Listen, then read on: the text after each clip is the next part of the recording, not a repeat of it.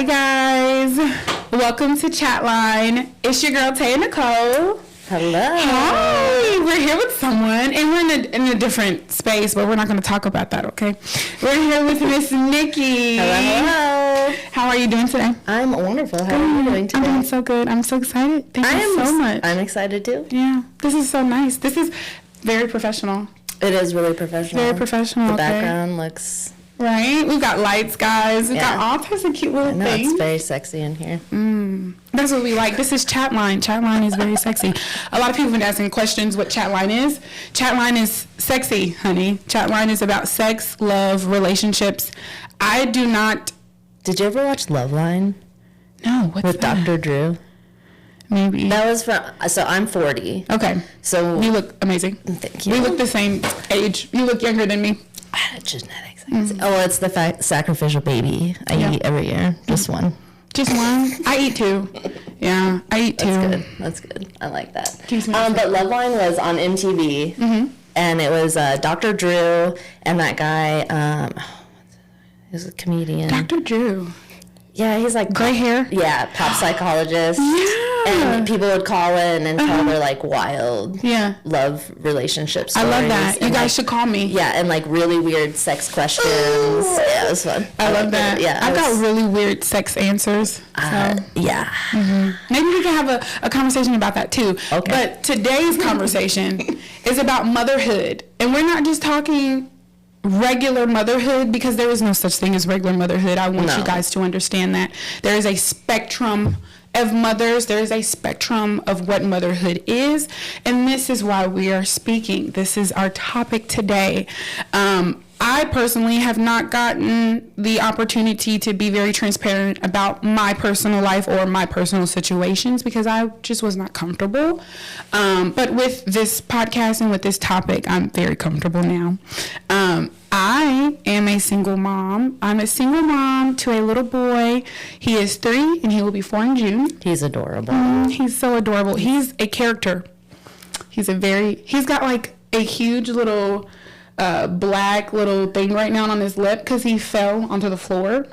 And he tells the doctor, mommy's leg, she likes to sit like this. She sits like this Mommy on the floor. spreads. Yeah, she man spreads, and I fell on the floor. Oh, it's your fault. This is clearly your fault. And we all said that. We said, so did you fall? He said, no. No. I didn't trip. She sits like this. It was her fault. It's her fault. Yeah. And for you, Nikki, you are a mommy. I am a mom. I have a 9-year-old. His name is Charlie. I love him. He's very smart. He's learning sarcasm. Yep. It's, sometimes he says some things to me that are, like, too true. I'm like, you didn't have to hurt me like that. Where'd you get that from? I know. How dare you see me like that, sir? Yeah. But motherhood changed my life. Okay. It definitely... my ex-husband joked one time when I was telling a girlfriend of mine that was pregnant. She was younger than me, and we left, and he was like, "You just traumatized her." And I was like, "Well, motherhood dumps you out." It does. It does. It dumps you. I went crazy after motherhood. I did too. I had postpartum. I went crazy. I had postpartum. I got really depressed. Yeah. I didn't leave the house as much as I should. I didn't know. It started before I even had him, like when I was pregnant, because I always had this identity of being like a hot bartender. And well, that's her life now, by the way, guys. That's how I know her. She's my hot personal bartender. Wink, wink. But when I was pregnant, it changed. Yeah. People viewed me differently. And so I had to start thinking about myself differently and what it meant. The biggest thing was I have ADHD and I'm autistic, but I didn't know I was autistic until after I had Charlie. And it was because I felt like I knew that ADHD is highly genetic. And so I started researching ADHD because I wanted to be prepared to help him. I was like, I need to have my own shit together if I'm going to help him with his shit. And in that process, I learned that I was also autistic, which was like a whole another spectrum now. Yeah. And so I really discovered myself in that process. And I don't know. Yeah, becoming a mother has just been like the most wild experience. I feel like I'm a better person, but it happened in a really painful way. Yeah. And it's not even, it's like, you don't know that it's really happening when it's happening. It's not something you're trying to achieve. No. You just realize, like, you look at your friends that don't have kids, and it's so cliche.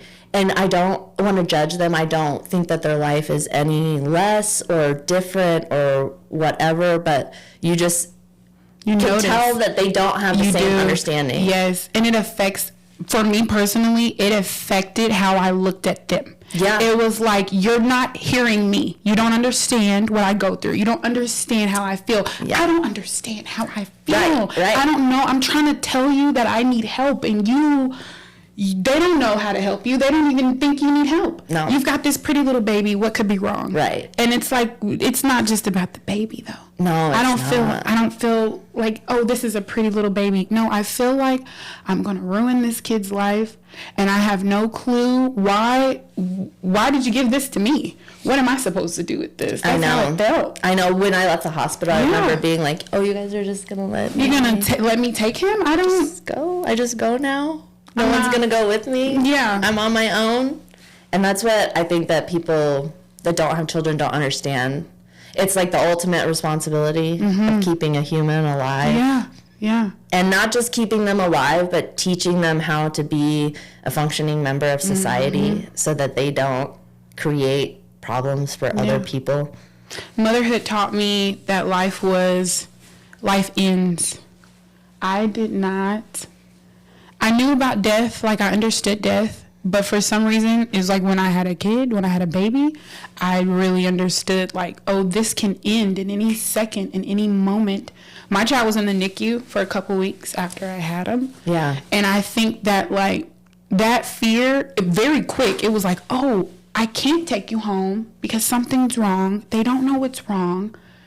And now I'm thinking in my head, like, okay, so you just gifted me this. I did this for 9 months, and then I can't take it home. Maybe you will never come home with me. I don't know. Like, it was so crazy in my head. Yeah, you can't prepare yourself for anything. I thought that I was going to have a natural birth.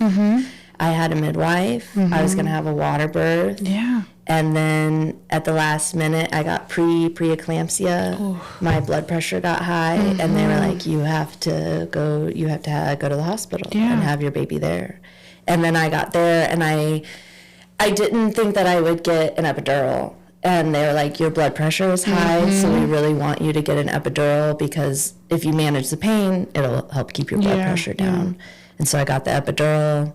Well, first I was like, no, and then I got that first contraction, and I was like, give me the drugs. Give me the epidural. It was the fear, like, I had never experienced pain like that. That your epidural didn't work. No, I felt everything, and I was pushing it.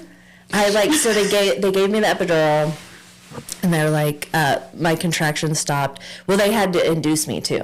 So they had given me, first we tried like herbal stuff, and I was having like tons of cramping at home and like not real contractions yet. So then we got to the hospital, and then we did Pitocin and epidural, and then I had to have an emergency C-section. Oh my God. Yeah, and that was wild. It just was spiraling. Yeah, she came in with a piece of paper, and the thing was, I was so convinced that I was going to have a natural birth. I didn't do any research about a C-section. Yeah. In my mind, it was like, that's not for me. I wouldn't do that. I'm too good for that. And she walked in with the piece of paper, and I knew it was the waiver for surgery. And I was like, okay. And she was like, sign this. I'm going to start tearing up. I know. And it was like, 30 minutes later, he was out. It was like the fastest experience because I had already had the epidural, and they like get you in there, and they just dial it up to 10 basically. And I remember looking at my ex and being like, don't look inside my body. Yeah. And he did. Of course he did, because he's a guy. Oh my gosh. I know. So then it was like, I thought it was going to be this perfect experience, but I had to have emergency C-section. And then I couldn't breastfeed very well. And I was having to, he had a tongue tie and a lip tie. Yeah. We had to get that fixed. And I was breastfeeding, pumping, bottle feeding, and then by the time I'd get through that cycle, I'd have to start all over. Yeah. And I remember one night I just ran out of breast milk. And it was like 1 a.m, and I just had no milk. No more, yeah. And he was crying, and I had to call my husband at the time and tell him to just pick up formula. And I felt so defeated. Yeah. Because I didn't want to do that. But it was like, you just have to make that choice. And yeah. That's motherhood. Yeah. That's motherhood. There's a lot of things that are not the way that we have expected or the way that we want or that we feel like it should go, but then we have to make those decisions and we have to accept it. That's the part of motherhood. I don't like that. Yeah. It's a weird feeling of having to accept things that I don't want to. I don't want to. I have always been a very fiercely independent person. Yeah. My mom wanted me to be independent. She didn't help me nearly as much as she did my little brother. And so I always, I moved out when I was 18. I did my own thing. I always tried to pay for my own stuff. But then when I had a baby, I was like, I need to make decisions differently. And so my ex and I were living in Colorado at the time, and we were staying with his mom. And we were just supposed to be there for a few months because we were just going to find her an apartment or whatever. And then I got pregnant, and she was like, you should stay here. Yeah. And like, I knew it wasn't the right decision for me personally, but I made that decision because I was like, well, if I could save money and have help from my mother-in-law, that's better for my child. Yeah. But it destroyed me. It was not. It wasn't the right decision for me. And that was something that I've had to learn, that it's definitely like you have to put your own oxygen mask on first before you can take care of your child. Yes. Because, and it wasn't, I didn't learn that then. I had to fuck up again. Because then my mom was like, move to Kansas City. You can live, my grandma had passed away and they owned a farm. And she was like, you can stay on the farm. And I wasn't living with her. Yeah. But it was still her house. Yeah. And as I was like, it was the same thing. I'm going to save money. I'm going to be close to family for my son. But it was also not the right decision for me because I was in someone else's house still. And I still had to answer to someone else. Yeah. And that whole experience really broke me. And I really I still didn't learn my lesson. I'm lying again. So when I was living on this farm in my mother's house is when I ended up leaving my ex-husband. And he got fired from his job, and he just didn't get another one. And I was stay-at-home mom. He was chefing. And in the time that he had lost his job, he had told me how he was really feeling stressed out about being the only earner. We were sharing a car. We were living in the country. We also didn't have the internet because we were on a farm. On a farm, yeah. And as soon as we got the internet, like it was in that like Biden's rural program. Oh, okay, yep. So that's when we got the internet.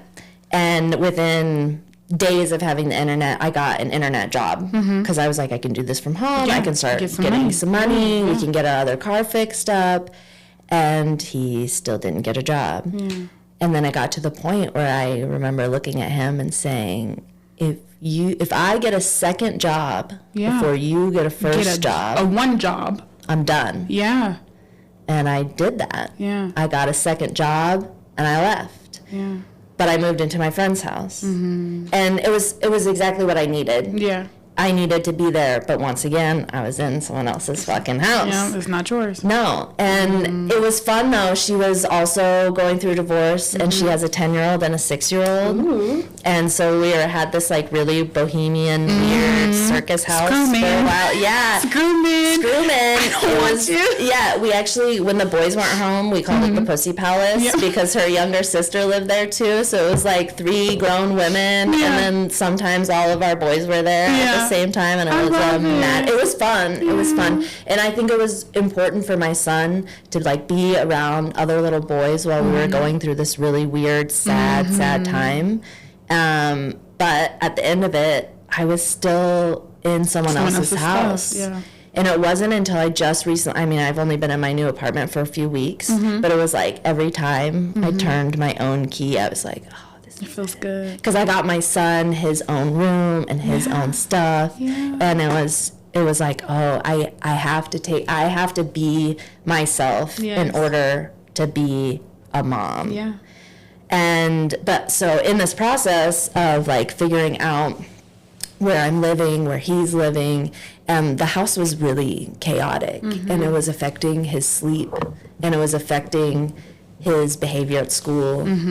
And that's when I had to make the decision to let him live with his dad. Oh. And that was the hardest decision I had ever made, because I had him full time. When I left, I was like, obviously he's coming with me. Yeah, he's coming with me. Yeah. And then, it was, but I had to choose. I had to continue making the right choice for my son. And I had to realize that I wasn't better than him just because I was his mother. And he needed his father. Yeah. And his father needed him. They neided each other. They needed each other. And it's not that I didn't need him, but I saw that need was there. Yeah. And I was telling you earlier, I feel like I have to justify that decision every time I explain it to someone. Yeah. And maybe it's my own insecurity. Maybe they're not judging me, but I feel like mothers get judged so much harshly than men. Yeah. Fathers could disappear into the night and no one's like, oh, I told someone I hated Mother's Day and I did not want to celebrate it. He literally said, "What kind of mother?" And then he catched himself. And I said, "What kind of mother what?" And he's like, "Oh, nothing. Why don't you want to?" And I said, "You were about to judge me. You're going to say, what kind of mother does not want to celebrate Mother's Day?" That is ridiculous. There's fathers who don't even care about their kids. Yeah. And we have to defend ourselves every time. And it is absolutely ridiculous. I know. No one would ever ask a mom about babysitting. Are you babysitting Are your you kid? babysitting? The fact that we have to ask, like me personally, I do not have any type of relationship, conversationship, anything with my child's father. I wish things were differently. Did you ever have, or have you always been? So girl, are we gonna chat about that, y'all? We getting out of our comfort zone. Wow, I don't talk about this. Shit's not easy to talk about. Am I about to get emotional right now? No, I'm not. No, we're not. We're not getting emotional. So I was with his father for years, like probably 4 years, I think. And we were engaged. Yeah. Like we wanted to get married. I think it was. How old are you? I'm 26 now. Okay. I'll be 27 in the summer. A lot changes between 25 and 30. Yes, like your whole fucking life perspective. I met him when I was 19. Yeah. Okay. Yeah. So the Taya that was there was not the Taya that is here now. Right. I promise you. Well, every 7 years you're biologically a new person, basically. Well, that's great. We shed our skin like a snake. Your bones, everything. Yeah. It's all new. That's good. So, next year. Okay, or not even next year. It's actually coming up. I'll be shedding my skin soon. Yeah. But yeah, I had my son.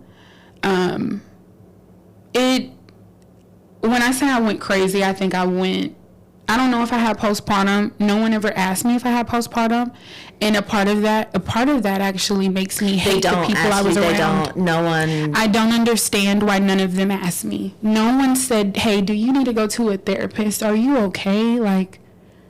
Yeah. No one at all. Like, even the person that gave me the child just was like, "You're crazy. You're just ridiculous." Like, it was a negative. It wasn't like, "Oh, wow, she just brought life into this world. She's probably really lost and she really just doesn't understand who she is anymore."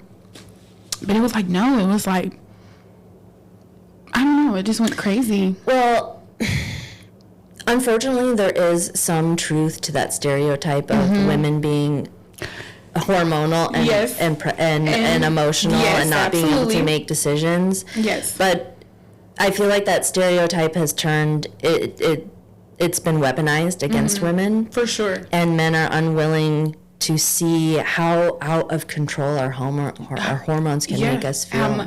I have PMDD. What was that? It's like premenstrual dysphoria disorder. Yes. I lose my mind. I just looked for that, and I think I have that. Yeah. So sometimes I get suicidal ideation, and I'm not a suicidal person. No. But once a month, it's like this little voice in the back of my head that's like, just kill yourself. Absolutely. And I know it's hormonal. I know if I just get through the day, I'll wake up tomorrow and it'll be gone. It'll be gone. But it's like, if I have real problems going on in my life when I PMS, it's like I become delusional. Everyone hates me. I'm crazy. I shouldn't be here. I'm not good for this little boy. I'm not good for none of this. I just need to go. Exactly. I'm literally just weeping all day, the time, crying. And then the next day I'm fine. And then I'm fine. And that makes you, and then it's like, oh, now I look even crazier because I'm not crazy. Yeah. And I'm sure there's probably a lot of times, and I remember him saying that, he'll be like, you know, we were just laughing and we're cool, and now you mad at me because I breathed the wrong way. And it's like, well, I don't know why, but you breathed wrong. Yeah, I mean, stop it. That's just sometimes a relationship thing. Because I definitely have caught myself, like, when I left my ex, I was like, oh, I never have to listen and breathe again. Yeah. Oh, my God. And it's really, I think a lot of that, like, our hormones do have a big impact on us.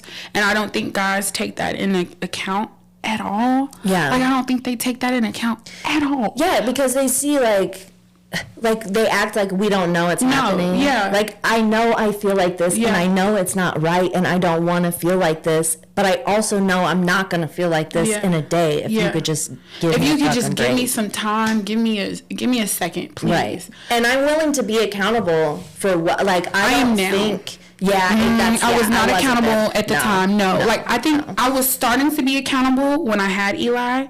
Like, we had this really, really bad accident where my finger literally, like, got cut off.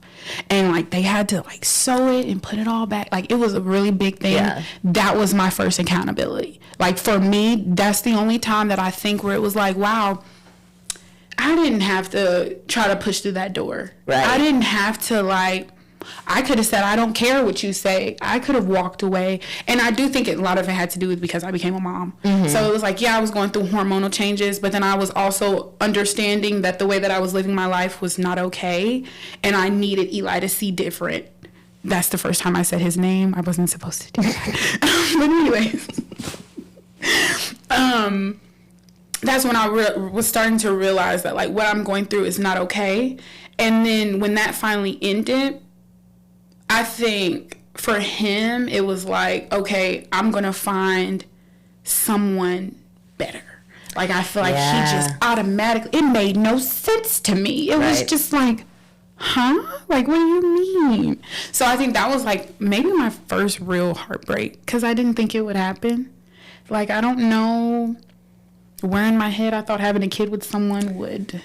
make it better or just keep y'all closer almost. Like, it was in my head, you cannot be with anyone else. Did you know you were going to get pregnant, or was it unplanned? I know how I got pregnant. Oh, I mean, I did too. I know how I got pregnant.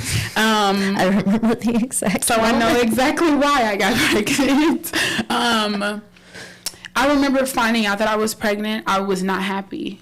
I wasn't happy because I knew that we should not have been doing that. Yeah. Like, it just was not a healthy... And I remember his family. Oh, my God. And I was so... How dare you say that? They, like, older women would be like, y'all should not be having no kid. Like, y'all don't even need to be together. This is horrible.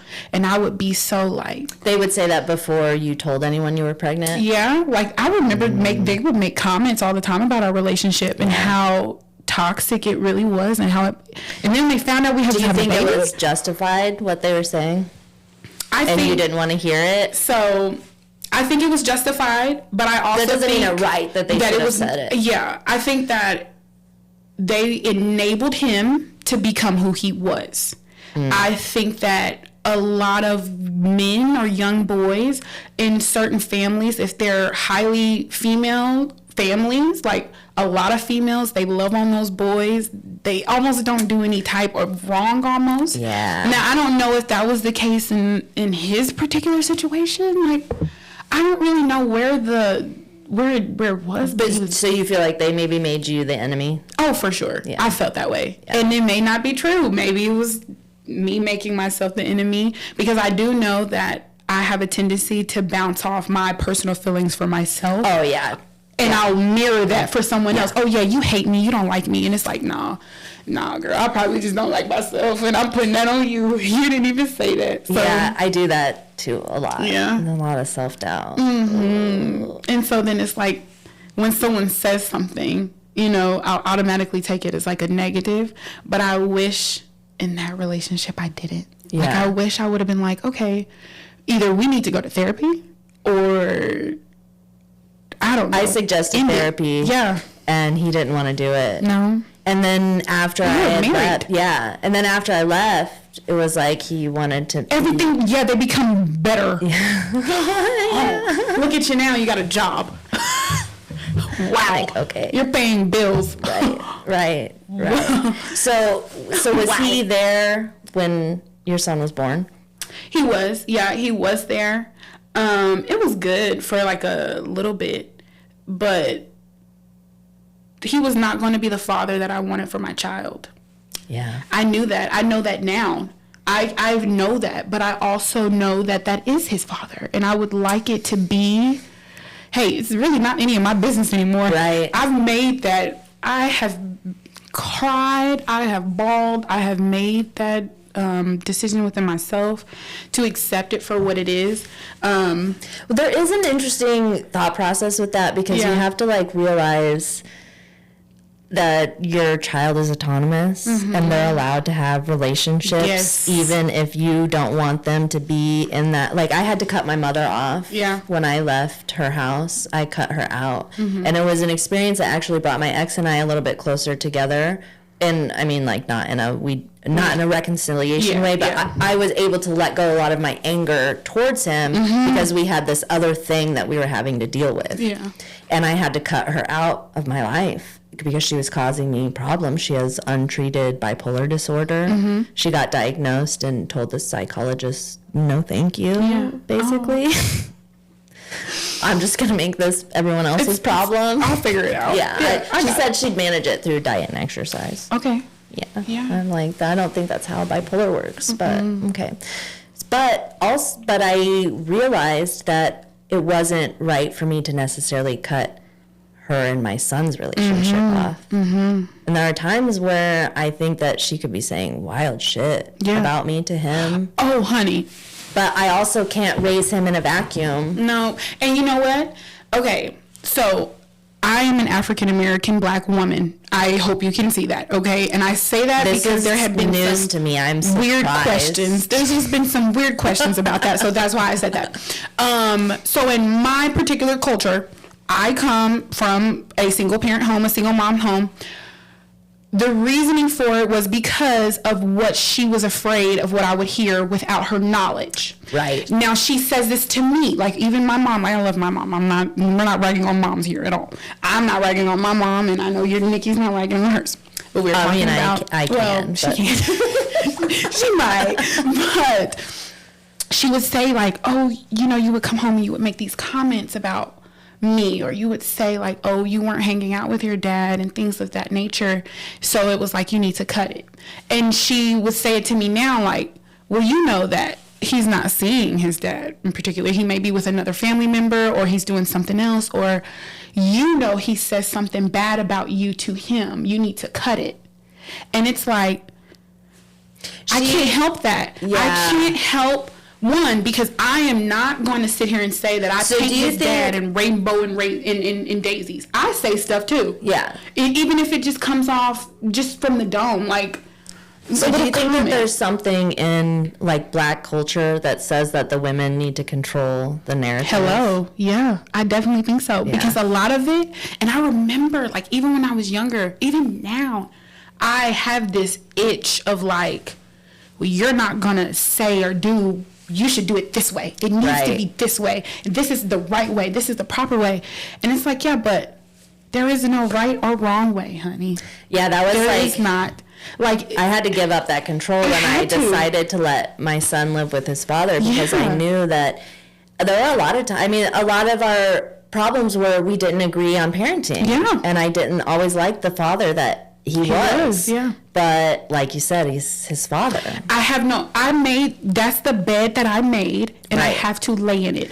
No, I don't think he's going to be the father that Taya would prefer for her child. But Taya should have did that. Right. You know what I'm saying? Right. I should have either waited, or I should have maybe tried to be with someone that I could see having kids with, or whatever the case was. So it's like now I'm laying in a lot that I made. I always describe it as the shit sandwich. I'm like, I'm still eating my shit sandwich every day, all the time. And it's not even just with my child. I don't think it has anything to do with the product. I'm very happy with the product.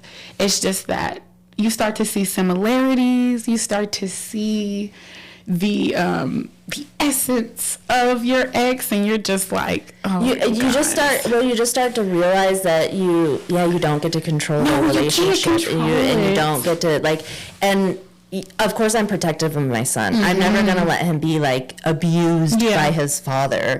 But also, just because I don't love the way that he disciplines him doesn't mean it's inherently wrong. Yeah. Because I did come to understand that his strictness, that was always a point of contention with me, was actually something that's really good for my son. Yes. My son really needs strong routine. Yes. He needs consistency. Yes. He needs, and also, he's not formally diagnosed, but I'm pretty sure that he's autistic too. And something that's always bothered me about high-functioning adult autistic men is that they were usually very babied by their mothers. And so they grow up and cannot look past their own autism and their own rigidness, and they are insufferable. Yeah. A lot of them are insufferable because they were babied by their mothers. Yeah. And so I had to, and there are times where I babied him because I knew that his behavior was something that he wasn't really controlling. And while he did need some of that sympathy and empathy, he also needs to learn how to be in society. Yeah, you got to be in society. I can't baby you. And that's where I'm at now, even with my son. He's super hyper. He likes to play. He likes to talk. He likes to do everything. And I would love if I had now again, I don't know what type of father. My dynamic is absolutely, completely weird. I have no clue what type of father he is outside of my presence. He doesn't spend alone time with him? Not that I know of, and if he does, it's not in my presence. It's not anything that I know. Okay, so does he spend time? He spends time with his family. With his family. Okay, that's as far as I can grasp. If I'm now, mind you, it was kind of a situation that got very physical, and I'm not gonna say. I played a part. He played a part, but it ended with. We're not gonna talk about DDG and Hallie, but it's real similar. That's what I'm saying. Okay, it's real similar. And I got a restraining order, and I said I don't want you around me or my child. So is the protective order? No. It doesn't include your son, just you. I wanted it to include my son, and that might have been my control. Because just because someone is crappy to you doesn't mean he's gonna beat your son. Yes, and that is something that and I oh my God, I hated going to those court dates because they would say that to me, and it made me so mad. It was I don't even want to give him a chance. Right. I don't even want to give him a chance to act like that towards my son. Yeah, the thing that moment where you have to admit that you don't have the right to take him away from his father. I didn't have the right, and it was even with all my evidence, with all my stuff, it was just because but there've been plenty of people that have been oh, you just let him live with him. I'm I don't have the right. He's his father. I don't have the right to take him away. Exactly. And also, we're still legally married. Yeah. We haven't even, I heard divorce is expensive. It's expensive. It's so expensive. Yeah. And now, we were poor, and I needed, it was more important. We were poor, so. Well, we're still poor. I'm poor. What do you mean? Well, in the grand scheme of things, I do fine. But in the grand scheme of things, we're working class people. Yeah. I don't really feel working class. I still feel beneath.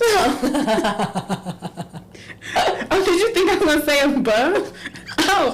Remember I was like, girl, we work in the same job? No, girl. She's about to read me on my own podcast. No, I said I'm beneath it. No, I work less than you, so you wonder what my checks are. Yeah, what do you mean? But so when it came time to be like, am I going to divorce this man, or am I going to make sure that we're set up? Yeah. So, like I gave him $2,000 to get into an apartment because I needed him to have a place that Charlie could be that wasn't on our family farm. Yeah. And then it was also, I got to a point where I was like, Bro, you are amazing. I gave that man nothing. I said, get it. Ooh, I did it for my son. It's for my son. It was for my son. I think a lot about that, though, about kicking people out, because after him, I kick someone else out after him. It's like a trend with me. It's something I do. It just is. It is. Yeah, but like kicking someone out, I feel like it does something to them. Mm-hmm. Like it like means something. And I didn't always think that. And I would use the kick out method as a I tried kicking him out. It was a weird situation because we were living together on my mother's farm. And I told him to leave, and he said, I don't have anywhere to go, because he didn't want to move in with his father, and he's no contact with his mother, and he didn't have any friends or family here. And so I was like, okay, I guess I'll leave my own family's farm. And in my mind, I thought that me leaving would make it so awkward for him to be there that he would realize that I need to figure something out. And then he didn't. And then my mom enabled him because she kind of needed someone. So she was always worried about the farm being empty because it's this big old house and there's lots of antiques. My grandparents had money. Yeah. And so there's stuff there. And so she always wanted someone to be there. So then she was like, well, I'll just charge him rent. But it was like cheap rent. It was just like a couple $100s a month. Because we were living there for free before. We were just like taking care of the farm or whatever. Yeah. But not as good as she would like, of course. That's another podcast. Did that become an issue? It did. It did. Because you didn't take care of the farm. The way that she wanted you to. Yeah. I think, now, earlier when we said it may not just be African American women, I think a lot of women have control issues. Oh yeah, my mom I'm not had for sure if it has anything to do with our issues. hormones in particular, but I definitely do think that like a lot of us see that men don't do what we want them to do. So in somewhere in the history, it was like, well, if you're not going to do what I want you to do, I'm going to just throw a bitch fit until you do. Yeah. And it just got passed down. Yeah.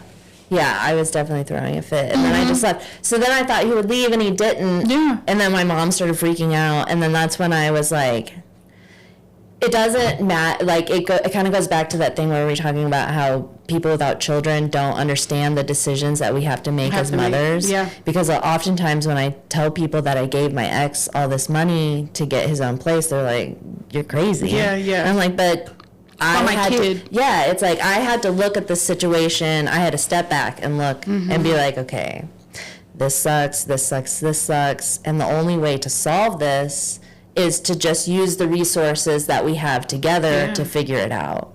And I had the money and he didn't, and I needed him off the farm and into his own place, so I just did it. Yeah. I just did it because I had to. Yeah. Like, it wasn't like when I tell people, they look at me like I made the choice, but it wasn't a choice. It was just the thing that I had to do. I feel like that's what women always do, though. Yeah. We always just have to do what has to be done. And eventually, and I do think that that's kind of where the breakdown happens, where we feel like fathers are a little bit beneath mothers. And I don't think that it's on purpose, but I just think that when it's time to step up, I rarely see men stepping up and doing something. Like, even in that situation, he could have got a job prior before you got your second job, and he would have never even lost you in the first place. Yeah. Because a lot of it was ego. Yes. He had convinced himself that he was too good to work. He's a chef. And he convinced himself that he was too good to work at any of the restaurants in Kansas City because we moved here from Portland, which has like a really elevated food scene. And so it was his own ego in the end that kept him from getting a job. But then also he was burned out. Yeah. And now he's a butcher, and I think that he's doing a lot better. Good. I mean, it sucks that I had to It blow had to go up like our that. lives to get there. See, and that's kind of how I feel. I don't think I had to blow up our lives for my child's father to get better or to do better. I say that I feel like I phrase that in some sort of narcissistic way, as though it was me that did it, but it just happened. He had to get a job when he was on his own. Yeah.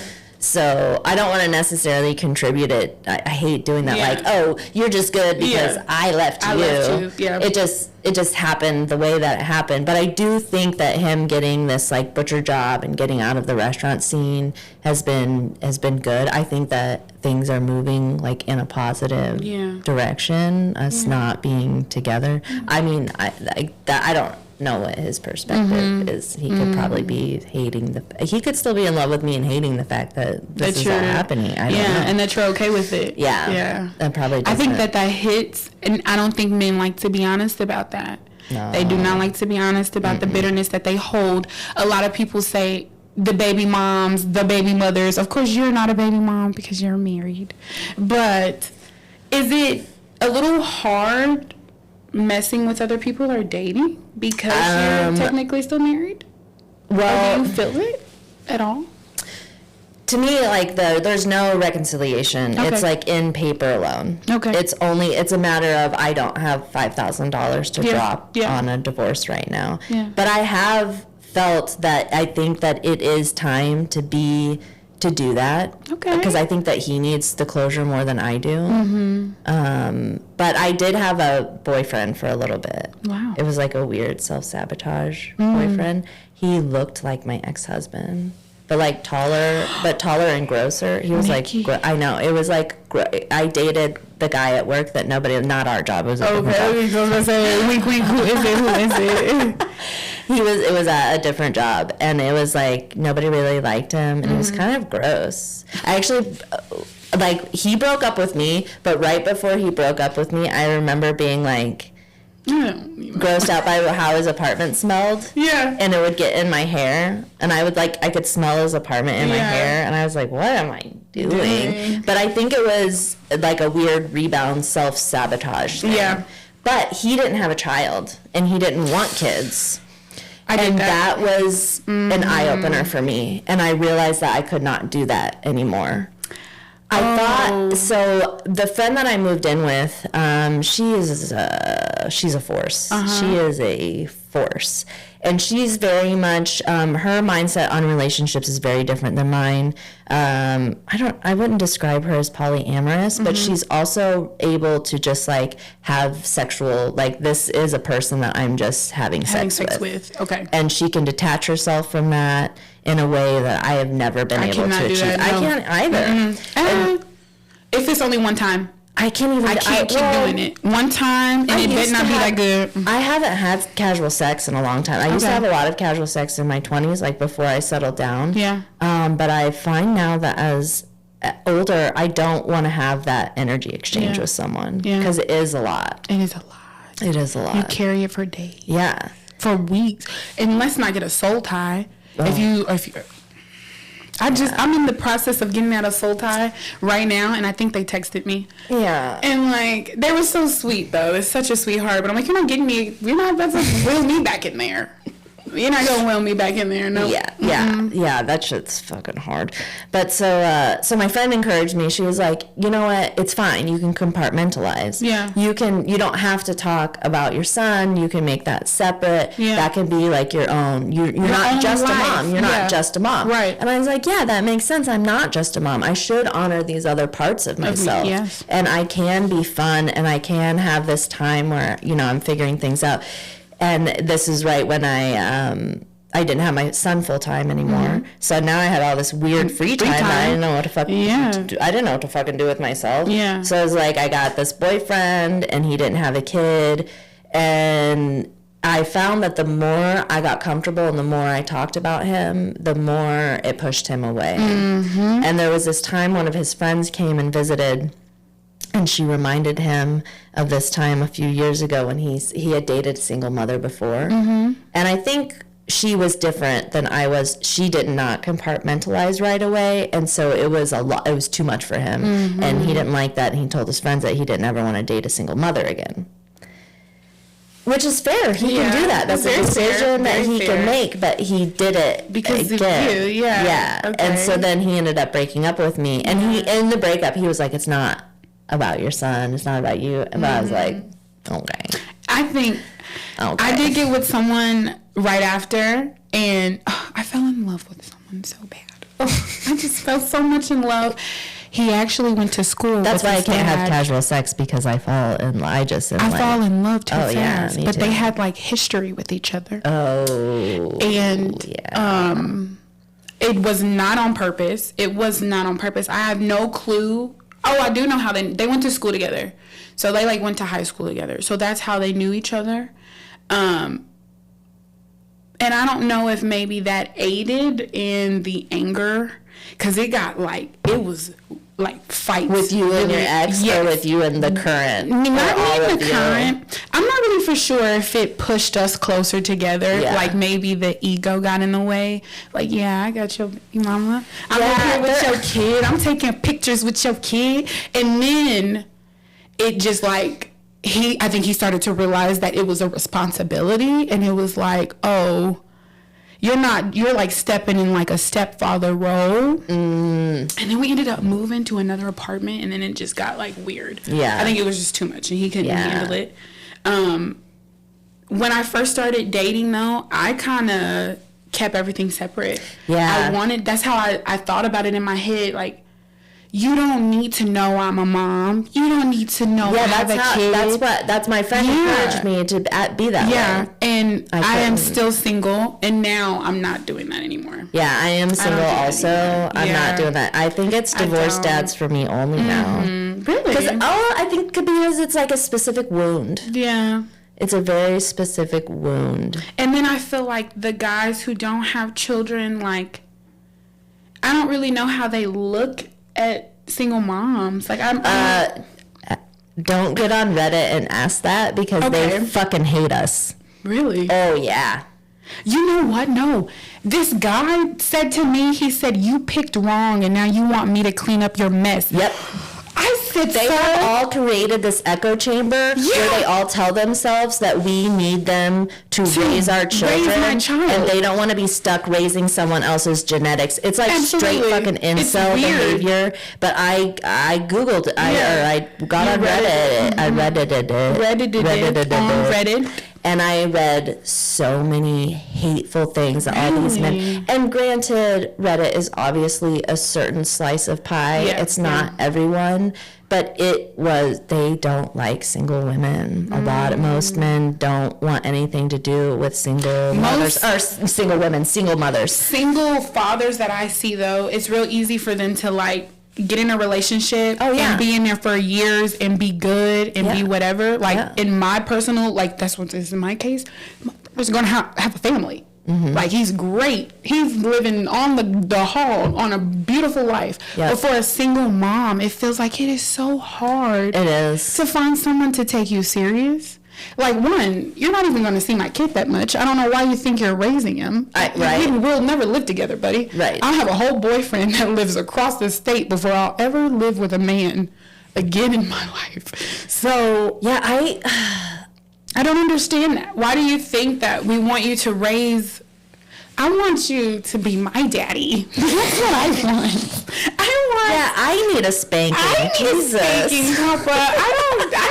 You don't even ever have to meet him. Like, I don't understand that. I really don't. I don't either. I think that's why I say divorced dads. Yeah. Because I think it would be nice maybe to have a blended family. I don't know what I want. I don't know what I want. A blended family, though, because... Yeah, I mean, my blended families didn't work that well when I was a child. I never had a blended family. I too. Really? Because both my parents got remarried.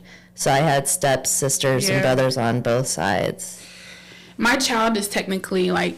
He's, like, technically going to be in a blended family. Like, that's what his life is. Yeah. He's not as involved. I'm hoping that it would change to where, like, you know, maybe in your case, too, where he could go and actually have a good relationship with his father. I do think at some point in a boy's adolescent, they need their dad. That's why I made that decision. They need their dad. That's why I made that decision. I can only do so much. I felt like I had done the mom things already. I can give him the love. I can give him the emotional support. Even now, when he's going rampant and going crazy, and let's say if I get stern, he'll literally look at me and be like, no, Mom.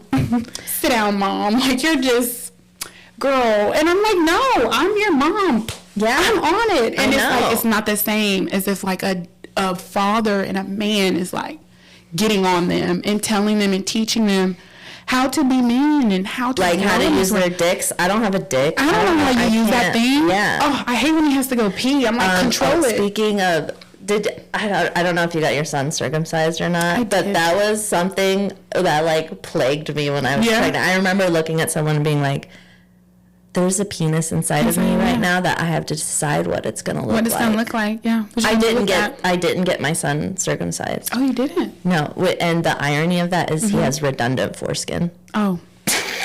I shouldn't laugh. It's not funny, but it's just that's how the universe works. Yeah, his future girlfriend and wife are gonna hate you.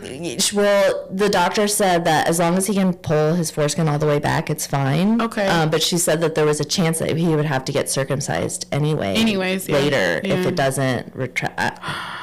But it's that whole. I actually left the decision. The point that I was going to make is I defaulted to my ex. I said, like, I did all the research. Here's the decision that I have, but I don't have a penis. Was your husband circumcised? Yes. Okay. But it messed up. Oh. And he had to get it revised. And he had a scar. And Did it make you feel different? Is it like ridges? In my head? No, it wasn't that. Because it was like a scar from when he was a baby. Oh, yeah. So it was like barely visible. Yeah. But me and I just asked so many. One time I asked his mom. I was like, oh, is that why he has a scar? And she just looked at me. Like, you did not just ask me about my son's dick.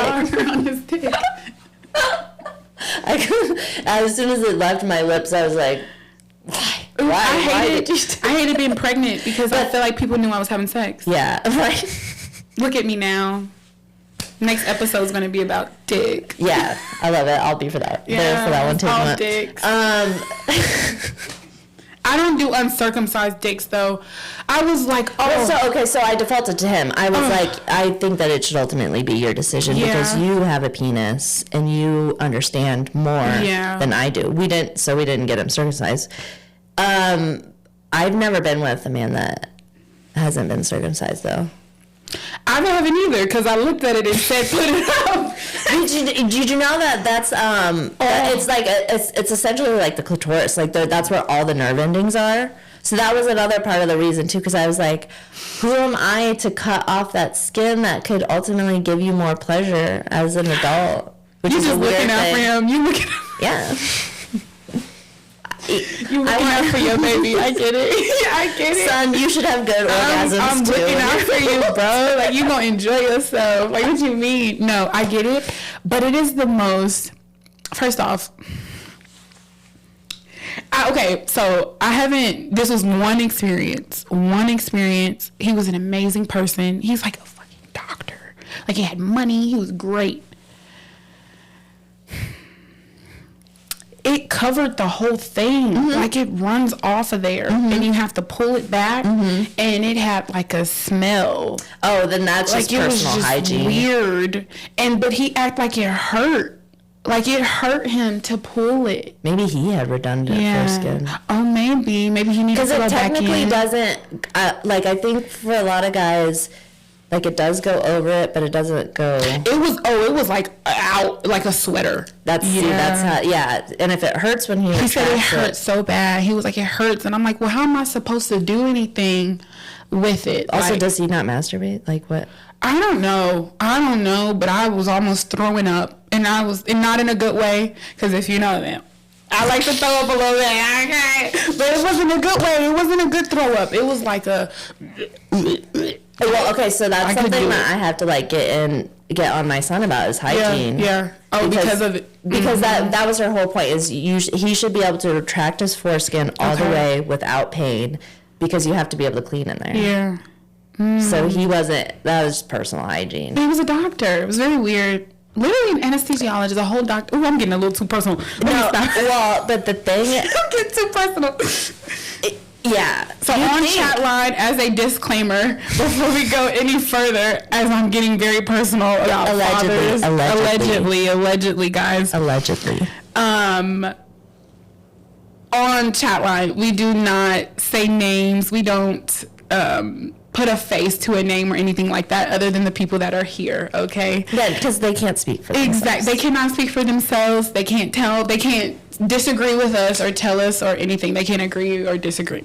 So, yeah. He wasn't an anesthesiologist. He was just a doctor. You'd be surprised. There's like a whole group, well, this is Reddit also, but there's like a whole group of men that don't wash their asses because they think it's gay to touch their own buttholes. Can you imagine being so uncomfortable? What do you mean? Like, I think it's just a matter of insecurity. I think that some people are so uncomfortable with their own bodies that they can't. Like, if you can't touch your own butthole, you're probably gonna like it though. Yeah, exactly. That's what they're afraid. That's what they're afraid of. So they don't even take good care of themselves because they're too afraid to wash their buttholes because it'll make them gay. Now that's not necessarily, maybe that's not the case, but it just surprises. There are some people that are so put together, but then they're also like disgusting in other ways. Well, they talk about like girls who come out and we look all nice and we look cool, and then like our car is messy, our place is or they have terrible feminine hygiene. Yeah, and they're just like, you look like that and you do like that. It doesn't make any type of sense. Yeah. I get it. Yeah, it makes sense. Yeah, I personally don't go for like an uncircumcised guy. Like if I see it, I'm probably gonna be like, nah, buddy. I mean, we all get to have our own preferences. Yeah, I don't know what to do with that thing. It's actually on the decline, circumcision. Mm-hmm. I think when in the 90s, it used to be like 80 to 90% of men in the U.S. got circumcised, but now it's down to like 60 to 55%. Really? Yeah. They're keeping the foreskin. Mm-hmm.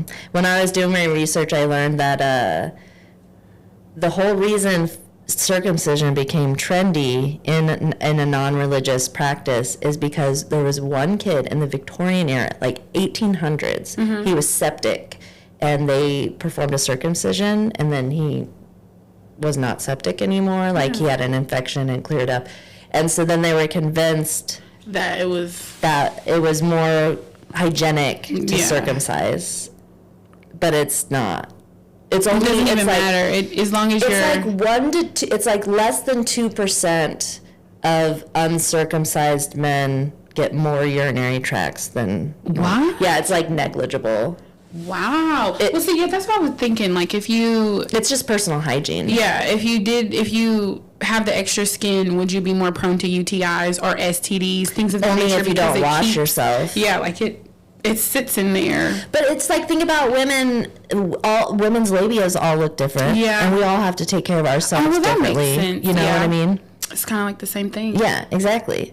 So it's just men that don't want to fucking wash themselves. Yeah. Say that into the microphone. Wash your ass. Yeah. Don't be afraid of your butthole. Yeah. It's okay. Yeah. But women are also afraid of their own bodies, too. Yeah. I remember having a conversation in a group of some of our coworkers, mm-hmm. Actually. I won't put them on blast. But they didn't know what a cervix felt like. First off, I don't know what it feels like, but I know what it feels like when it hurts. Oh, true. That's I know when they go up in there and they do stuff. So have you not felt, well... I probably have. Yeah, you probably have. I probably It feels have. like your nose. Oh, so yeah, I touched that thing a lot. Yeah. Never mind. I'd be all up in that little thing. Yeah, I'd be up in that cervix. But I am amazed at how even women don't know that much about their own bodies. Yeah. I don't know if you use a menstrual cup or not, but I've in the same. So the cervix conversation, a part of it was about menstrual cups, and there's one of the women that was like, "I'm just so afraid it's gonna get stuck in there." Okay, I'm trying to imagine who would have said that because you brought it up. Now I'm trying to imagine it's gonna get stuck in there. I'm like, well, it's not your ass. It's like it's not a never ender. I'm running people in my eyes as I'm speaking to you right now. But it gets stuck. I know, and in my mind, I'm like, you just How? put your fingers up there. And pull it out. But I think some people are just so uncomfortable with Girls themselves. don't use tampons for that. Mm-hmm. I've seen that. They'll be like, I'm not using no tampon because I'm not digging my hand up in there with all that stuff. It's your stuff. But, you know, I think that's also another thing that that motherhood does. Yeah. It makes you so comfortable with bodily fluids. Yes. Literally. I've had people, like, I'm a server sometimes, every once in a while, wink, wink, and, Allegedly. Oh, yeah, guys, sorry. Allegedly, I'm a server somewhere, someplace. And, this guy, like, he needed to spit something out or do something, and it was his child, and he was like, it's disgusting. Give it to me. Yeah. I said, come on. I've wiped poop. I've wiped throw up. And if you've ever had a boyfriend, then you should understand. Have you not popped a pimple? Yeah. Have you never looked at anything? I remember paying when my son was an infant. I was paying at Target. Yeah. And I like reached my arm out, and there was baby shit just on my arm, and it was like the breast milk mustard yellow. Baby, like she probably didn't know it was baby shit, but I knew. And yeah, and then I was just that I knew. But you become so comfortable with shit. I grew up in a household where I was around like a lot of older people. My mom was sick. My grandparents are sick constantly. So some of the things that I have seen in my 26 years on this earth, if you've ever had like, maybe not terminally ill, but just ill people in general, then you understand that can't take care of themselves. Yes, there's things you have to touch, there's things you have to clean, there's things you will see that you do not ever want to see. If you've ever worked in a hospital, nurses, I have so much respect. Oh my God, the woman that I described, she was a nurse. First of all, when she became a nurse, I was like, I don't know why you're doing this. This doesn't seem like a job that you want to do. The woman that you were describing about what? That I used to live with. Oh, okay. I thought you meant she's an interesting woman. But she just like, I think she chose to be a nurse for very practical reasons. Okay. Because it felt very secure, a good way to make money, to live for her child. And then as she was doing the nursing part, I think she started to realize how much she didn't want. I think it was one night when she texted me that she had scooped out someone's ass. That was the text. I just scooped out someone's ass. And I was like, what do you mean by that? And she was like, she was a large woman that had gotten like impacted and she couldn't go to the bathroom. And so there was just like, she just had to move so many things and there was just like smells and just clean it. And it's just like, oh, scoop it. Like she had to clean it out. Yeah. They do that on pornos, but they love that. Yeah, they love it. They love it. They love it. This wasn't. Nobody loved it. Nobody loved that. Nobody loved it. Nobody loved it. And you can do that for your child, but then it's like I don't want. I've never had to do that for Eli. Thank God. I haven't either. You better drink that whole bottle of prune juice. I don't know what to tell you. You better sit on a lighter. I don't know. Sit on a fire or something. I'm not gonna say I would never, because I probably would. Yeah, because you probably would. Yeah, I probably would. Yeah. But no. Ugh. I have had to have the conversation with Charlie about not wiping his ass enough, though, when you're like putting the laundry away and you're we're looking in there and I'm be like, Eli, what's going on? I know. I just straight up showed it to him. I'm like, look at this. Don't do this again. And he's like, he gets embarrassed about it. I'm like, I know that you feel embarrassed, but I kind of want you to feel that embarrassment I want you to so that you understand. I was like, I'm not going to put, I was just about to say I'm not going to put you on blast, and here I am talking about it. And we're saying names, too. Both their names. First off, these are our children. Yeah, okay? They're our children. When I say I don't speak names, I mean for anyone that I did not birth. Yeah. Okay. Yeah. If I birthed you, I'm going to speak about you. Yeah. Agreed. I don't care. Agreed. I don't care. This is things I say to his face anyway. Yeah. I'm not worried about it. But wipe a little more. Yeah, motherhood makes you just become so comfortable. You do. And taking care of people. I thought that before I had my son, I don't want to say that I was selfish, but I just didn't know, I didn't understand how to help people as much. But now it's like second nature. Yeah. I don't think about it. I just see that something needs to be done, and I just do it. Opposite for me, I actually think I was too much of a people pleaser before I had Eli. Oh, and so you now you protect your energy better. I'm so much like, I don't care. I don't want to. I said no. I do this. Like it's. I just feel different. Yeah, I think that's how my friend was. Yeah, because she's a tough love kind of person. She's very generous, but it doesn't feel kind when she does it, sort of mom. And I think that she's the same way. Once she had her kids, she was way more protective of her time and energy, which is something that I am trying to learn to do. I'm so much more structured in a way. Like you need to watch exactly. Like I ask more questions. Why did you say it that way? Right. What do you mean by that? Like at one point in my life, you could probably say it and I would feel it, and then go home and talk to whoever I'm close with and speak about it. Not anymore. Why did you say that? Say that again, and you better make it sound a little bit better. Yeah. Like having Eli gave me a backbone. Yeah. And I'm not afraid of it anymore. Exactly. Like I was afraid to say stuff back in the day. Afraid to be confrontational. Yes. And I wonder if it was happening so rapid when I first had him, if that's why I was so like jittered. It was like I was becoming completely uncomfortable with my life. I hated where I was. It's like a spotlight. Yes. And it was like I just had this baby. I'm surrounded by this and I don't like this. Yeah. And I didn't tell you that I didn't like this, but I'm going to tell you now. Yeah. And the way I told you was just, it wasn't okay. Like, you know what I'm saying? But well, people don't like it when you have to set boundaries against them anyway. They don't. Yeah, they don't like it at all, especially men. Yeah. Men hate it. I think, though, that I had an issue with being a people pleaser because I wanted to know not what I could get out of it, but what would be my prize. I'm so nice to you. I'm giving you everything that you need. So what do I get from this? And then when I wouldn't get what I would prefer, it would be an issue. It would be a problem. And that's something that I have learned now, that it's like, I do what I do for Taya. I don't really care what you're going to give back. Like, it's not even it doesn't always have to be a give or take. And I didn't always used to think like that. Because I would let that hurt my feelings. Right. You know, like, I did that for you. Do it for me.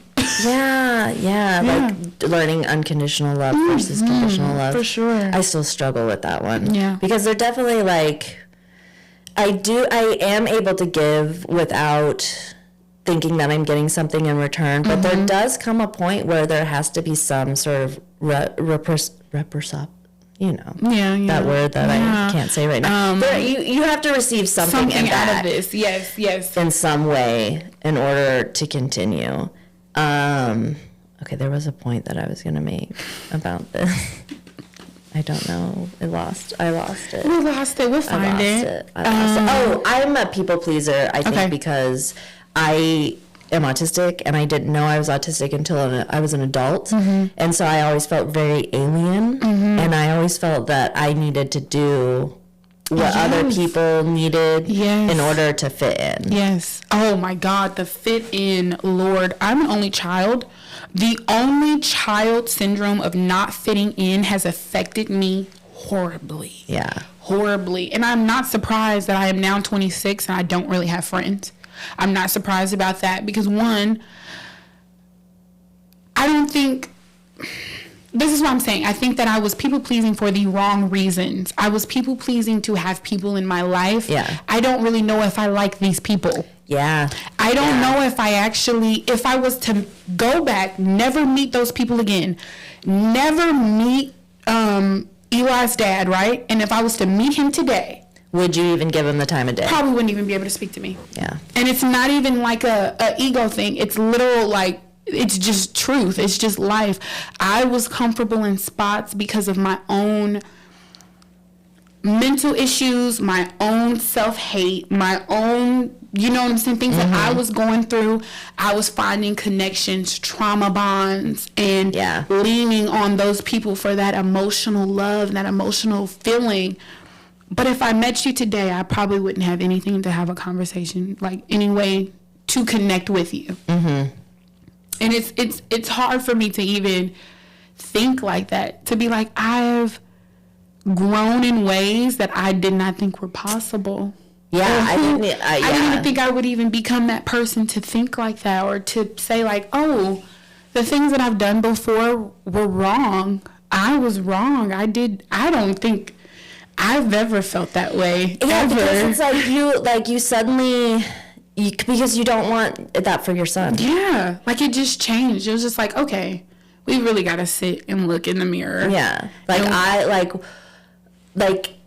I have to admit that I am wrong because I want you to see, like, my big thing is whenever I mess up with my son, I always apologize. Yep. I get down on his level, I look him in the eyes, and I say, I'm sorry that I yelled at you like that. You didn't deserve that. What you did was wrong, but you didn't deserve the response I gave you, and I'm sorry. And I tell him often, too, that adults don't have it all figured out. No. Because I want him to see that it's not about, like, I want him to trust me as an authority because I'm his mother, but I don't want him to just default because I'm an adult. Exactly. Because adults are fallible. Yeah. And then it brings fear. And it brings so much fear in those kids' hearts because it's like, oh, I don't want to tell my mom this. She'll get mad. Or men that don't apologize as adults. I don't want him to not be able to apologize. I want him to be able to be an adult and be like, you know what? That was shitty that I did that. But I can come to you and apologize, and we can figure it out. We're not going to brush it under the rug. I'm not just going to disappear. Yeah, and then come back, and everything's great. Yeah. Or my big one that I absolutely hated is when you're trying to emotionally, like, tell someone your emotions, and they say, I don't have time for that. Yeah. I don't have time for, you're doing too much. I don't want to hear that. Yeah. I do not want my son to be that man. No. Do you never look at the girl that you want to lay down with and tell her that you do not have time, or she's too much? And I would look her in her face and tell you to leave her. Leave him. Dude, I will tell someone so quick, leave him if you don't understand that. Yeah. And for my own kid, I don't care. You will not treat someone like that. And I feel like a lot of young men treat women horribly. Like, they really do. And most of them come from single mom households who should love women, should care for women. But it's like, it's because it's like earlier when you said that he needs his dad. They need their dads. Yeah. Because you can tell, like, I try to have, like, philosophical conversations with my son all the time. And while I do think that they are beneficial, the best way to learn is by example. Yes. And so it's like, as moms, we can preach to how to treat women over and over again. And maybe some of those lessons stick. Maybe they are able to verbalize some of those lessons. Yes. But I think it's something different to see a man in their lives treat a woman a certain way, and what happens. Because they can see, oh, my dad treated her this way. Yeah. And this happened. They can see, it's not a discussion, it's like a math problem. They see it. So this is, but I also think too, just to piggyback off that, because there's no male figure, because they didn't see a male figure, although I may be preaching on how to treat a woman, he's really being taught by my emotions. He is being taught, like, okay. Oh, maybe you don't have a man because you act like this, Mom. Yeah, and then when I go out here with a girl who may act like this, I'm going to tell her that she's doing too much and she needs to go sit down somewhere, and this is ridiculous. And it turns into a hate thing. It's like, okay, so me and my mom were by ourselves because look at how she acts. Look at how she's acting right now. And then as soon as a girl acts like that they love or they like, it becomes... They're going to push them away. Oh, they push them away like crazy. Yeah. You're crazy. Look at you. I think that the thing that's underlying that is that there's always a mother wound. Yeah. There's always some sort of parental wound, no matter what kind of parent you are. Yeah. I think it's just like a biological process of kids needing to push their parents away so that they can become responsible, separate, autonomous people. But it affects us. Yeah. And I think that when we acknowledge the fact that we're going to fuck up our kids no matter what, we're free to be better parents. Yeah. But see, that's why me feeling about whatever his dad may say about me to him it started to go away. Exactly. It freed me. Because you can't control it. I can't. He's going to make his own decisions. At one point, I'm going to look at him and say, why would you do that? I never raised you to do that. But guess what? It doesn't matter. They become their own person. They become their own people. So it's like, I can say, like, definitely how you are brought up definitely weighs on maybe how you treat other people. But some of that is the person. Oh, yeah. Some of that is just what you took your life experiences and what it did to you and how you're now changing that and giving it to other people. That's really what it is. And I think that's why the lead by example is so important, because it puts the onus on them. Yeah. They can become an adult and be like, well, this is how I saw all of the relationships work out in my life. What choices can I make? Yeah. Yeah. So that's why I let my son live with his father. Yeah. And I love that. Hopefully, like, I'm not going to say hopefully, but I do pray that maybe in years, my son is only about to be 4, so we've got some time before it gets a little like, all right, he's becoming a man. He's getting grown on me now. It happens fast. I know it does. The way he's talking now. Yeah. I would have never thought, like, to hold conversations and speak to his doctor and tell me how he feels and tell me what's going on. It's my son picks out his own. I got him his own Spotify account because I didn't want his music messing up my algorithm. But so I let him pick out music and stuff, and I'm just like, look at you. I'm like, you're like getting grown. Like you're what a is person. happening? Yeah, it happens fast. I do hope but that you do have Dad time. would like to. Because I might, like, even now, like, and I say it, this is why I say I'm a little bit dramatic in it. I do not enjoy where my single parenthood is right now because I don't have any type of conversation or any type of relationship with his father, and that feels horrible for me. It did not feel horrible to me in the beginning, obviously, because you were like, angry, like, and I don't ever want to talk to you. It does not matter, right? And I started to realize it mattered. It was like, hey, it does matter. It does matter. I have a good relationship with my ex, his dad. Like, we're on good terms. We talk about him. We are able to talk. I remember my parents could not talk without fighting. They fought every time they talked. Yeah, and I didn't want that. No. That was, I didn't want to that's also a lot of the reason why I decided it needed to end. It needed, and if the law had to get, I did not care. Right. You need to stop. I don't want this anymore, and it's not good for him. And at the time, Eli was like tiny. Like, he was like maybe 2, just turned 2. Like, he was tiny. So, and he's about to be 4. So, we've been 2 years is long enough. I'm like, hey, buddy. I would like it if it was a little different. Like, I'm a different person. Right. I don't really care anymore. So do you still have a restraining or protective order against him? I was late to one of the court dates. Oh, I was so mad that day. Oh, I wanted to just... You know what? It sounds like maybe in the end it worked out the way it was supposed to. It did, because I literally did not care anymore. And I had started dating that guy, and I really did, like, fall for him, and I wanted to meet him so bad. But I'm very grateful for that situation, because even though it set a standard for me, because I think that was the first time that I was really with someone and liked them as a person. Oh, yeah. It was like, whoa, this isn't like, you know, like when I was 19, obviously I liked that person, but you know, we just date because I wanted to have a boyfriend. Yeah. I wanted to say I had a boyfriend. Like, what do you mean?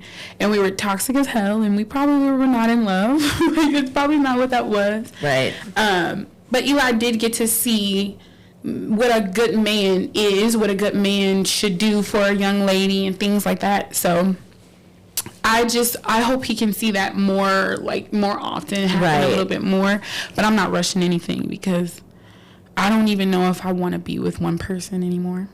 Are you polyamorous? I'm not poly, no. I could never do that either, because I would be angry.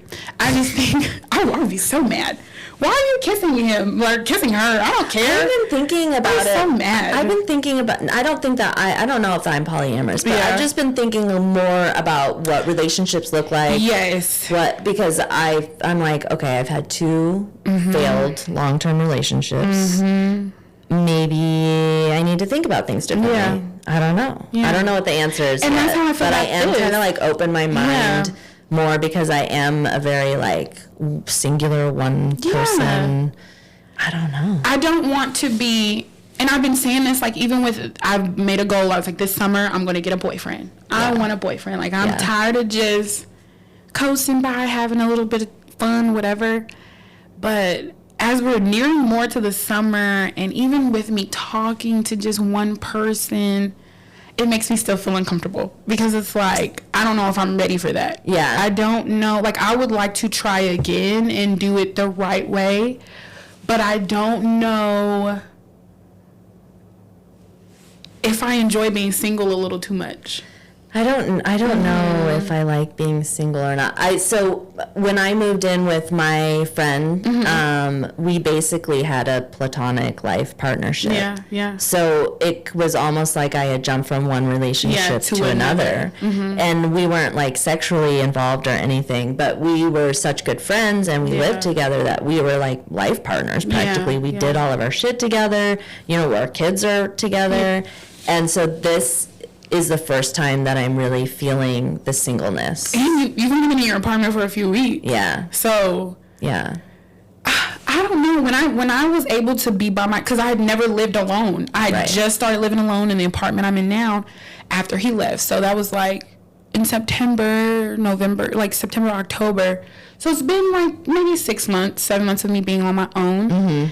And it did not start that way. Right. That's where I wanted a boyfriend. You know, like, I liked being in love. I love being in love. Same. One man for me. Yeah. But for now, one man for me. Like, that's what I want.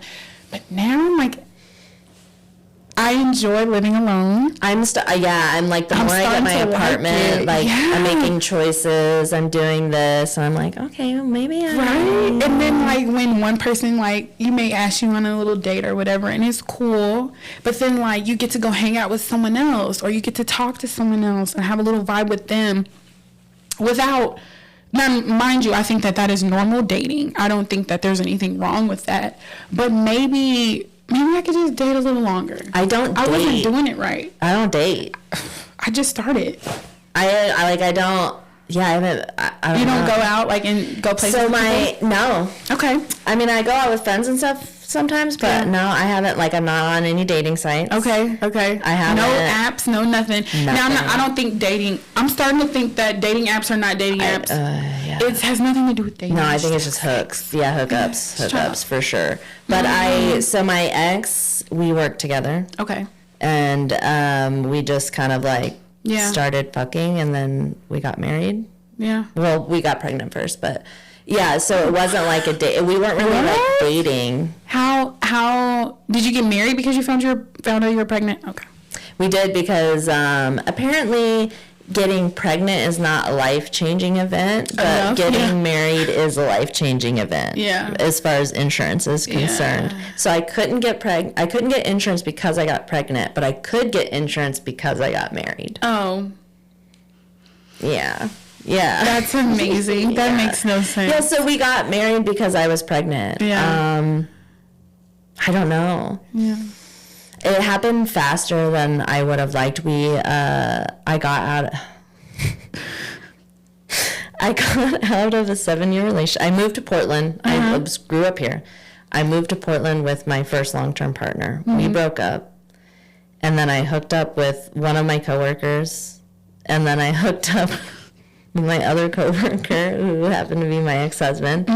And we started fucking and hanging out all the time, but I wouldn't necessarily call it dating because it's not like he ever, I don't know. But see, that's what I'm saying. I don't know. I don't think a lot of people actually get to date. Like, we don't get the pleasure of dating. You just kind of start fucking, and then I just started fucking you, and then it was like, okay, I like you. Let's stick together. Let's keep going. And that's how it was. And then we got, I moved from Portland to Denver with him probably way faster than I should have. But I had just ended this long-term relationship, and so it felt like Portland was haunted. I was like, there's ghosts here. I need to get out. Fuck it, whatever. I'm gone.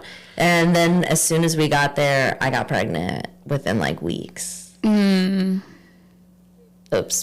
And then we got married, and then I mean, we were together for a while, but yeah, I don't know. Yeah. I don't know. And so now I'm at a point where I'm thinking about all of this stuff, and I'm like, what do I want? Yeah. What do I actually want? I would like to have another kid. Like, I would like to have another kid. I can't. A little bit. It's starting to seep, like, out of my thought process, though. I'm starting to go through perimenopause. Okay. So I think my whole thought process I remember being 8 months pregnant and looking at my ex and being like, don't ever touch me again. Yeah. I don't ever want, What if you fall in pregnant. love, though, again? I don't want any more kids. Okay. Yeah, I'm definitely done with that. It was a lot for me, and I don't see that I don't know if energy I'm done again. yet. I don't know if I'm done yet. I'm almost a few more years. I'm in my 30s. Yeah, but I'm 40, so it's much easier. I'm scared that it'll happen like how it happened again. That you'll just get pregnant, and then they'll just like not do anything, and they won't want anything with me. Like with the person after, I would have loved to have his kid. That was my first time ever feeling that. Oh, okay. I have never felt, I can proudly say that when I found out I was pregnant with Eli, pain, hurt, bawling. I was literally driving around my family's like homes in Kansas City to let them know personally that I am sad that I am pregnant. Yeah. I wanted them to know. And everyone was so like, I feel like they understood. Like if I can remember briefly, like, when I told people, the way they would look at me was like, congratulations, girl. It was like, why are y'all doing this? But okay. It was like, okay. I knew I was pregnant. Yeah. Before I missed my period. I thought I had cancer. I did. I thought, because I was having like Did you miss pains. did you feel your implantation cramping? I must have. It was really, really bad. Yeah. I didn't have no period for like months. Like, it was for months. And I thought that, actually, no, that's not true. I had a UTI like 4 months prior to finding out. And I took medication. And then I had like a really big, heavy period. And then I didn't have a period for a while. And so when the pain started, I was like, ooh, girl, we about to check out. So how far along were you when you found out you're pregnant? Surprisingly, only a few weeks. Oh, okay. Yeah, it didn't make sense. It didn't make no sense to me either. Yeah. Because I was like, if I hadn't had a period back in June or September, and I didn't find out until November, wouldn't he have been older? But like, I knew the exact moment I got pregnant. I remember but the next morning I was like, I think we were in the window. Are you serious? Yeah. And I remember I could feel my implantation cramping because it was probably about a week and a half, almost 2 weeks before I was supposed to start my period. And I got cramping that was really subtle. It wasn't, it was like I had never gotten that kind of cramping before. And I remember it happened at the same time, 3 days in a row. Oh, yeah. And I was like, that was weird. Yeah. And so then the day that I was supposed to start my period, I took a pregnancy test and I was pregnant. I had plenty of time that whole time to like and I had taken Plan B before. And so there was something that was I was comfortable with. But I knew I was supposed to have him. And it wasn't about it being I wanted to have his child.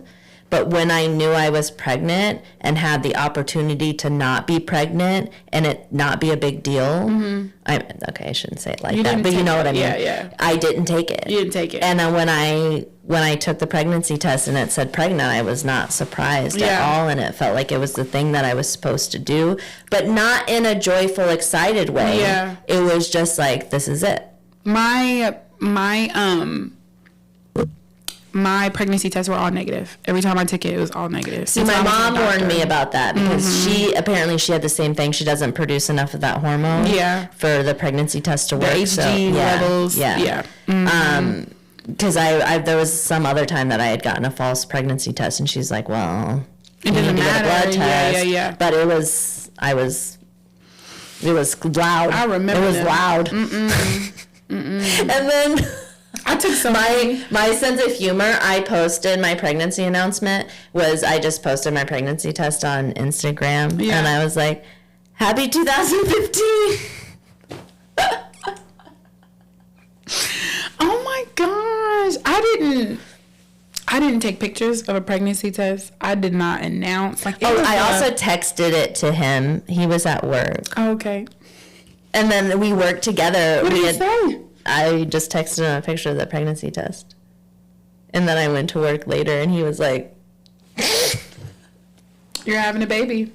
I feel like we both knew that I was pregnant. I think I remember us having a conversation. Like, we had a really big argument, and he, like, had this conversation with me. "I don't know if you're having my baby." And usually, someone told me that a guy always knows. I don't know if you're having my baby. Yeah. Like, he was convinced that it wasn't his? No. Or you just were... We didn't know if it was a yes or no, but I had that cramping. And I would tell him, like, there is some cramping, but I would tell also people, like, I think I have cancer and I'm going to die. Yeah. So it was like, I really just don't want to go to the doctor because I'm scared to die. That's really what it was. Right. And finally, it just got really bad. And he was like, "You need to go to the doctor." And we did. And she set me down. So was he excited initially that you were going to have his baby? I don't remember. Maybe I blocked it out. I mean, maybe that happens. I just completely blocked it out. I do not remember. I remember him wanting kids. But I remember him asking to marry me and wanting that to be a thing. And I just... At some point in that relationship, I completely checked. And I was like, "I will never marry you." Yeah. And I just don't know how to say that. Yeah. And I don't know why we're doing this. And I'm doing this out of normalcy and out of wanting to be with someone because I really don't think I can get anyone after you. That's hard to admit, but it's true. Like, I really was scared that I was never going to find anyone after him. This is going to be the only person to love me. I'm not going to find anyone to like me, like, whatever. And I still kind of struggle with that. I struggle with it too because I get hit on a lot. I mean, I look the way that I look. But when men start to get to know me, they don't always like me. Yes. Like, I joke a lot. I'll tell people, I'm like, they'll say something about a man flirting with me. And I was like, they just don't know me yet. Yeah, he doesn't know me. Let me tell him I love him, and he'll leave me. They leave me so quick. If I say, like, "Okay, well, actually, I'm liking you." Oh, no. And so then I start to think, like, damn, was that the only man that would ever really like me? Yeah. Like, and then even with, like, the second person, you spent that long with me and still did not want me. And it was like, why? And even the person, like, can't really answer other than, "I just wasn't ready. Like, that's just not my thing. Like, I just, whatever. I'm so sorry." And it's just like, yeah, but, like, did I fuck up by not trying to keep my family together? Like, that's what I think about every day. It was like, it wasn't him that was trying to, it was me saying, "Get the hell out. I don't want this no more. You need to go." So it was like, damn, did I like when I speak about beds that you're lying in, that is a big bed that I lie in because it's like, I like being single, I do. But from someone who did have, like, a family life for a second, it's a big wound. Oh, I still think about it. Yeah, I think about it all the time where it's like, well, I wouldn't be, for example, dating or waiting on a text message or looking for a guy or trying to do, I wouldn't have to worry about that if I would have kept what I was. But there would be other things you'd be worrying about. Yeah. Like, we were fighting a lot. Yeah. So there are times when I'm like, I think, okay, I look at my son in moments where I'm like, oh, it would be so much easier. It would be so much easier if we were just together, and just better. I see that. But also, it wouldn't be because you'd have to listen to us fighting about every single thing. And that was why I left, because I was like, I'm screaming at him. I am not myself. Yeah. I am angry all of the time. Wanted to kill myself. Yeah. All the time. Yeah. And I was so angry. I could not, even when I would say that to him, it did not register. That I'm so serious. Like, dude, I want to check out. Like, I'm like. And it's like, people often don't understand that sometimes that suicidal ideation is not that you're actually suicidal. It's an escapism. Yeah. Like, you were seeing that you were in a bad situation and you needed to get out. And when your partner's not willing to hear understand you. it, but I also think too, like, sometimes partners don't understand their own shit, we all have our own shit. We've all got our own shit to deal with. Yeah. And I think, like, me younger in a relationship, it was all about Taya's shit. And I wanted you to think about my shit. I don't think I really gave a fuck about your shit. And, but you wanted him to give a fuck about your my shit, but you weren't willing to do the same. Exactly. Yeah. So that's why I say, like, me being with the person after, it was like happy. It was like, okay, Taya, that's what you feel like when you're with someone that you truly, I care about your day. I want to hear the stupid little details. I'm mad that you won't tell me. Like, what do you mean you're so tired and you don't want to speak about it? You know, like, I could tell a difference. So that I miss, but I also enjoy being single. I do. I don't know if I'm there yet. Yeah. I don't know if I enjoy it or not. Because I definitely... there are aspects of married life that I miss. Like you said, like you just like the routine of it. Yeah. Just being comfortable with always somebody having else. someone. It didn't matter like what I looked like. It didn't matter what I said. Yeah. That person's not like me anyway. I do get lonely. I'll admit that. Yeah. When I get lonely, when I get lonely, I fuck. So I don't know. And I know it too. I don't have a solution for that yet because I'm really not. Yeah, I'm not interested in casual sex. I don't have a roster. I don't. Oh, I don't have a baby. I don't have a roster. I have been encouraged to get a roster, and I'm not. I don't even have one. Rosters change out so often. It's just not for me. Yeah. It's just not for me. I think that right now in my life, I just need to embrace where I'm at and just like sit with my loneliness and figure it out. I mean, I just masturbate a lot is what happens. I was masturbating a lot.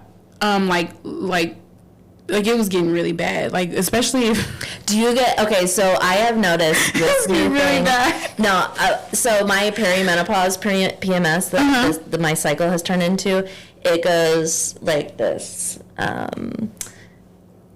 Sad day, and then the horniest day of my fucking life. Yep. And it is so weird to be like masturbating while you're crying. Yes.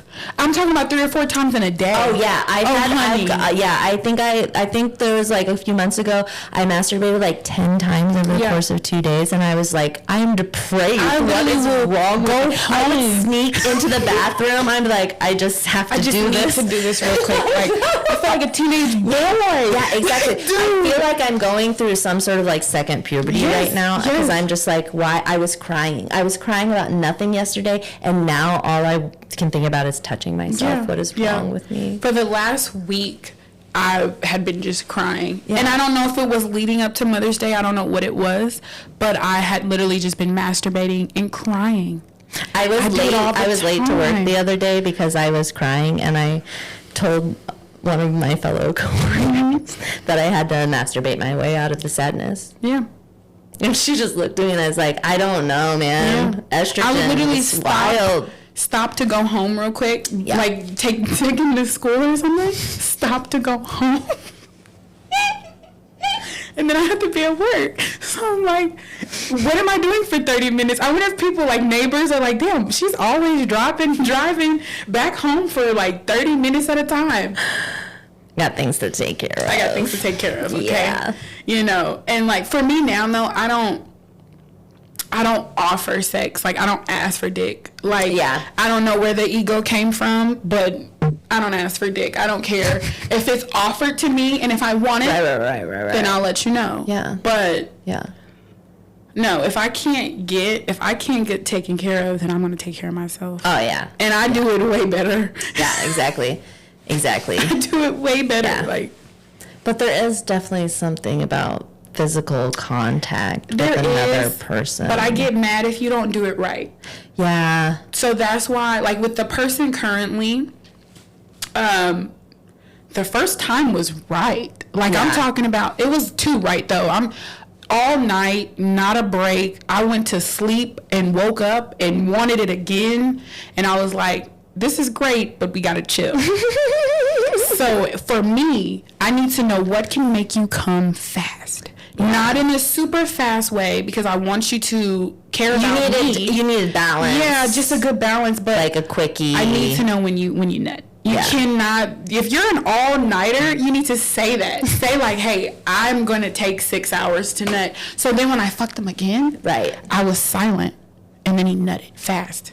And I went. Interesting. I sure did. Because I calculated this. And he was like, I'm ready, da-da-da. And so I already knew. Do you think it was performative? I think it was... Like he felt like overstimulation. And he said it because I'm a talker. Yeah. I'm a toucher. He needed to be able to focus. He needed to focus. And He's like, girl, shut the fuck up so I can do this. I wish you would have told me because he did me wrong. But that's important. Being able to communicate.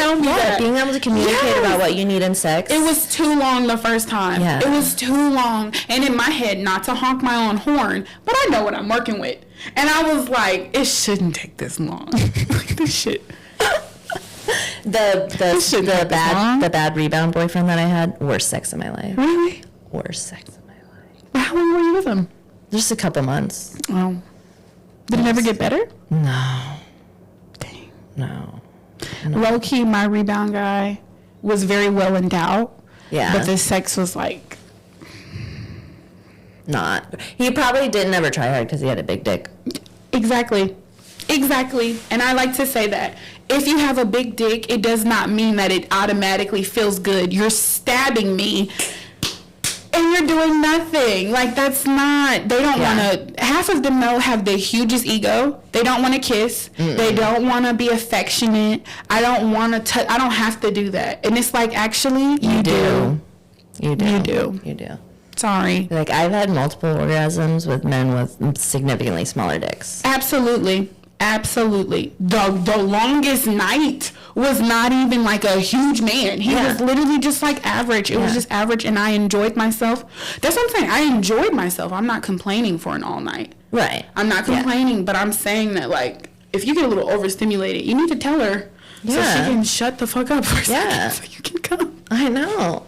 Or if you want me to, like, hold your dick in a certain way, I can do that. Yeah, you just have to ask. Just gotta ask. If you like a finger in your butthole, you just gotta ask. You just gotta ask. I just gotta figure out how to do it, like the angles. But we'll get it. Yeah. We'll get there. Yeah, I like it when you are comfortable with somebody and you can, like, laugh during sex. Yes. And that was our first time having sex, and it was cool. Yeah. Like, it was just nice. Yeah. And I was like... all right, cool. And then that second time, and I said it. I said, wow, that was faster. And he says, I wonder why. And I said, because I shut up. That's why. And he didn't even have the self-awareness. Yeah. He was just like, wow, like, that was a fast, like, I feel like it was almost as if he was kind of upset, though, because he was like, that was really fast. Like, that was quick. Like, you were going to be disappointed. And I was like, no, that was thank God, man. You're like, he was starting to hurt me. Yeah. I think that's something that men don't, that also they're not willing to admit. They think that it needs to last forever. I'm like, you're hurting my pussy, okay? This is ruining me. I need you to nut and then eat me. Yeah. That's all. Yeah. Yeah. And then let's go get a snack. Hello? Or roll a blunt. Let's do that. Oh, that is the move. Yeah, roll a blunt. I get upset, though, if they don't automatically start, like, rolling a blunt. Like, do you not have weed? Like, what do you mean? Oh, did you come in empty-handed? You didn't think? That is my friend's attitude. There's so many times when I would, like, have weed or something, and she's like, I don't understand why you don't already have it in the pipe for me. And it was like, okay. But I think we may be entering the end. Are we there? That was so fast. We might be entering. I told you I like to talk. Yes. No, thank you. Yeah. This was amazing. It really was. This is a good, fun conversation. Yes. I feel like in my mind, we were going to have, like, a different talk. Not different, but just, like, I like that we had the monkey branches. Absolutely. I don't know. And that's what we do here at Chatline. Yeah, so this is really, really amazing. Thank you so much for coming on. If you ever want me to come back, I will. You're coming back. Okay. Nikki's coming back, I promise you. All right, KC. And I say KC because I'm going to start opening this up for more KC people to come in and have a nice conversation with me. Thank you for tuning into Chatline, and I hope you have a beautiful rest of your day. That was